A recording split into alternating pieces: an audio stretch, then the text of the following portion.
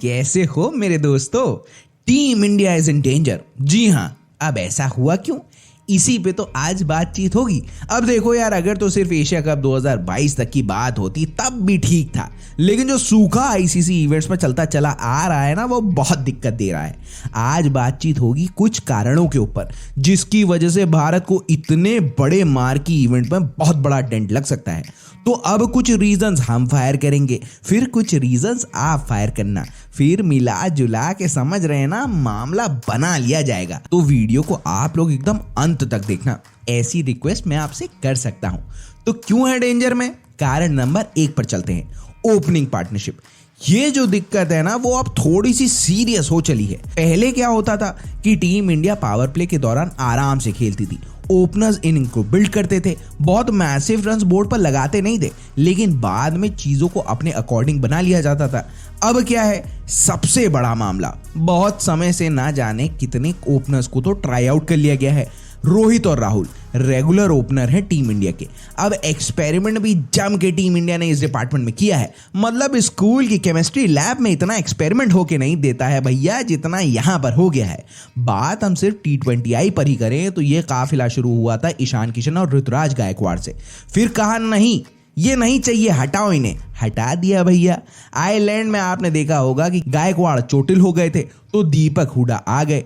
चलो वो तो एकदम परमानेंट स्लॉट ही नहीं था, तो छोड़ देते हैं इसको। फिर इंग्लैंड में ऋषभ पंत को ट्राई आउट किया गया। ये तो T20I में कहीं चल के नहीं दे रहे हैं तो ओपनिंग में क्या ही चल जाते, हटाओ पहली फुर्सत में इनको।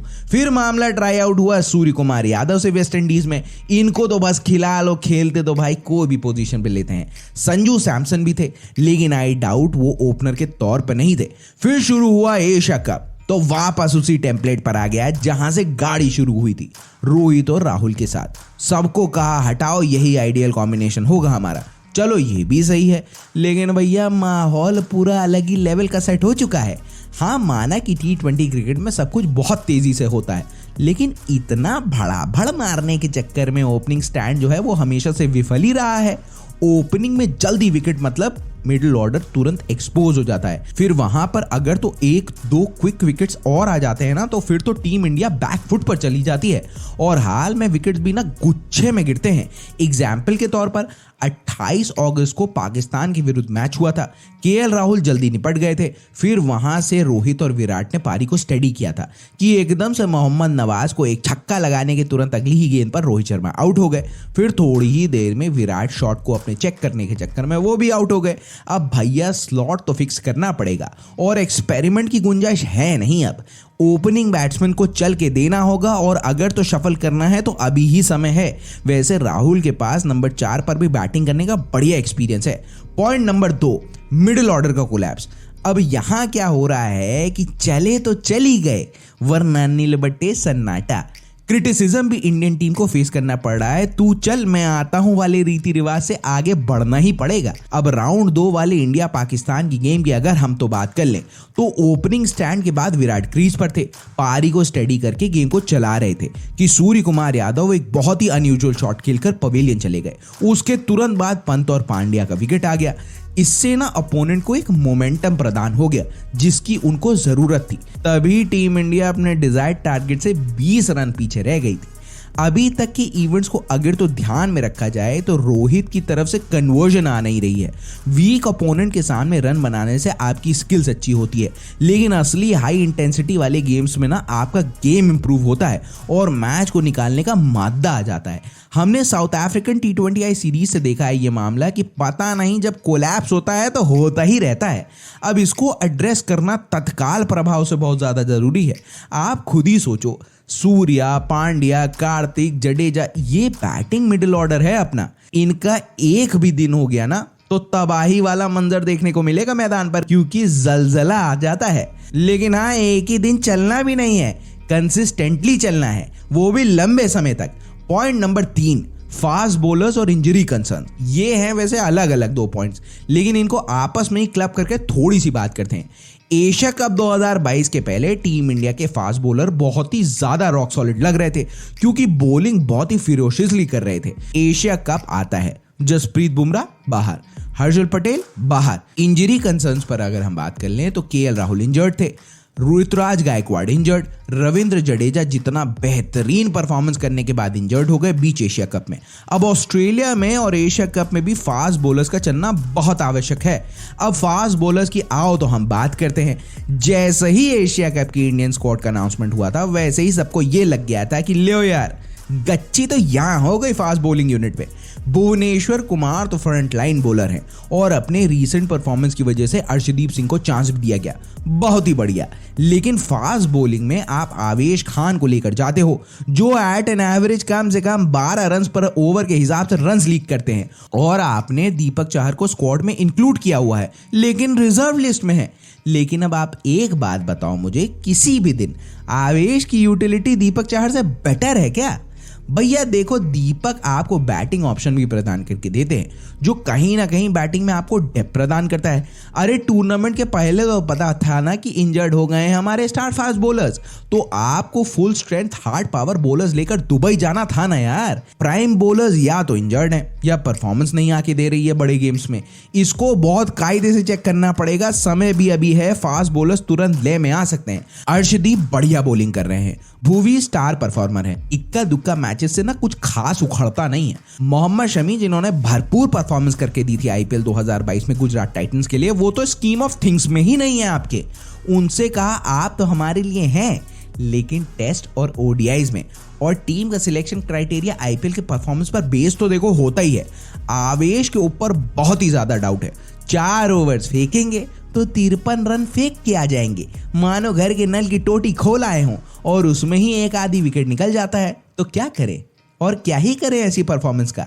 हार्दिक पांड्या बहुत अच्छी रिदम में है फास्ट बॉलिंग में, लेकिन अगर तो दिन नहीं हुआ ना इनका तो रन्स तो ये भी बहुत भिन्नाट तरीके से लीक करेंगे, ये बात बहुत क्लियर हो गई है। ऑस्ट्रेलिया और इंग्लैंड ने ऑलरेडी स्क्वाड अनाउंसमेंट कर दी है, नहीं देखी आपने तो हमें एक वीडियो इन पे बनाई है, देखना, लिंक प्रोवाइड कर देंगे हम डिस्क्रिप्शन बॉक्स में। ऑप्शंस पूल में रहेंगे, झौवा भर रहेंगे तो मजा आएगा, कम तो बिल्कुल मांगता ही नहीं है। आप अपनी राय बताना। गजब बहुत लंबा हो गया ये पॉइंट, ऐसा लग रहा है मानो निबंध ही बोल दिया गया हो। अरे बोले तो ऐसे। पॉइंट नंबर 4 पर चलते हैं। डीके या आरपी चूज करना है और तत्काल ही करना है। ऋषभ पंत का मामला T20I से सेट होकर दे नहीं रहा है, वो आड़े शॉट्स मारते रहेंगे चाहे कोई भी सिचुएशन क्यों ना आकर खड़ी हो जाए, ये बात क्लियर हो चुकी है। दिनेश कार्तिक को टीम मैनेजमेंट ने नंबर 6 नंबर 7 पर एक्सप्लोसिव बैटिंग करने के लिए रखा हुआ था। अच्छा 2022 से ना इन्होंने अपने आप को रीइन्वेंट भी किया है, कीपिंग बहुत बढ़िया करते हैं और एजाइल बहुत हैं, और इतने सालों से इंटरनेशनल क्रिकेट खेलने के बाद भी वैसे फिनिशर से बहुत ऊपर का रुतबा रखते हैं डीके। एक क्वालिटी जो इनको पंत से एकदम भिन्न करती है वो है इनका एक्सपीरियंस के साथ साथ एज पर द सिचुएशन खेलना, जो बहुत अच्छे से आता है इनको। जितने भी चांसेस इनको मिले हैं ना, 2-3 मौके को छोड़कर कार्तिक भाई साहब ने कन्वर्ट करके दिया है। रेपुटेशन है अगले के साथ। 3 ओवर्स बचे हैं, मिडिल में आए क्रीज पर और 200 के स्ट्राइक रेट से रन्स बना के चले जाते हैं। बांग्लादेश की टीम निदाहास ट्रॉफी के बाद से ही झलक भर से दिनेश भैया की थर्रा जाते हैं। अब ये कॉल तो कप्तान और मैनेजमेंट को बहुत अच्छी तरीके से लेना होगा कि दिनेश कार्तिक को स्क्वाड में खिलाया जाए विदाउट एनी ब्रेक्स। आपने टीम में भी तो एज अ फिनिशर ही शामिल किया है ना कार्तिक को। ऋषभ पंत 1 मैच में मारेंगे और 10 मैच में सुस्त हो जाएंगे, तो क्या भैया कब जाएगा ना हाथ से। फिर हार की समीक्षा होगी। 2022 के कैलेंडर ईयर में टीम इंडिया ने सबसे ज्यादा T20I मैचेस खेले हैं और अब तो भैया कोई कह नहीं सकता है कि विनिंग कॉम्बिनेशन हम ट्राई आउट कर रहे हैं अभी तक। ये तो बहुत ही ज्यादा वाली बात हो जाएगी, फिर एपिक सीन हो जाएगा। फिर तो इतने टैलेंटेड प्लेयर्स हैं टीम इंडिया में, टीम परफॉर्मेंस भी बहुत अच्छा कर रही है, लेकिन जो गैप्स हैं उनको तो फिल किया जाएगा ना। एक एग्जाम्पल देता हूं आपको मैं, आप बताना ठीक है। 2003 क्रिकेट वर्ल्ड कप में टीम इंडिया कितनी स्ट्रांग थी, पटक के मारा था सबको लाइन से हॉक दिया था, लेकिन फाइनल्स में ऑस्ट्रेलिया के हाथों हार गई थी हमारी टीम। फिर कट्टू सीन 2007 का इनॉग्रल T20I वर्ल्ड कप, कितनी ही नई टीम हमारी गई थी और कितने ऑप्शंस पहले से ट्राई आउट हुए थे। T20 वर्ल्ड कप जैसी चिड़िया पहली बार उड़ रही थी, एक प्लेयर्स ने चढ़ के परफॉर्मेंस दी थी और जीत गए वर्ल्ड कप। प्राउडली कह सकते हैं वर्ल्ड कप जीत की शुरुआत हमसे हुई थी। जब तक मामला आ ना जाए ना, वो मामला होता नहीं है। खुशफहमी में जीना चाहिए नहीं, जब आ जाए तो गर्दा उड़ता है और रगड़ा चलता है, हटो बचो तो हो ही जाता है। फिर पॉइंट नंबर 5 पर चलते हैं। दीपक हुडा पर क्लैरिटी, ये मामला अभी भी सेट नहीं हुआ है। इनका एक्चुअल स्लॉट मिडिल ऑर्डर में बैटिंग करने का है, लोअर मिडिल ऑर्डर में नहीं है। दीपक हुडा बहुत ही सही क्लीन स्ट्राइकर है क्रिकेट बॉल के, और अच्छी बात यह है कि टीम इंडिया की स्कीम ऑफ थिंग्स में ये इंक्लूडेड है, तभी तो बहुत समय से टीम इंडिया इनको बैक कर रही है। पाकिस्तान के अगेंस्ट मैच में एक बहुत ही स्ट्रेंज चीज हुई, बॉलर्स की कमी थी, छठा बॉलर हुडा के रूप में था, नवाज मार रहे थे, वहां पर इनको इंट्रोड्यूस किया जा सकता था क्योंकि कुछ तो एंगल हरकत करता, लेकिन हुडा को बॉलिंग ही नहीं दी गई। वैसे इनको बाकी के ओपोनेंट्स के साथ बॉलिंग दी जा रही थी और ये विकेट भी निकाल रहे थे। वो दौड़ तो आपको याद होगा ना, जब विकेट्स नहीं गिरते थे, बैट्समैन पार्टनरशिप लगा देते थे, तभी MS धोनी धीरे से बॉल युवराज सिंह, सुरेश रैना या फिर केदार जाधव को दे देते थे और विकेट आ भी जाता था। कभी कभी ना सिंपल चीज भी कर लेनी चाहिए, अच्छी होती है। तो वहां पर दीपक हुडा को लेकर क्लैरिटी लानी होगी और उनको एज पर द स्लॉट खिलाना पड़ेगा, और अगर खिला रहे हैं तो प्रॉपर यूटिलाइजेशन करना पड़ेगा।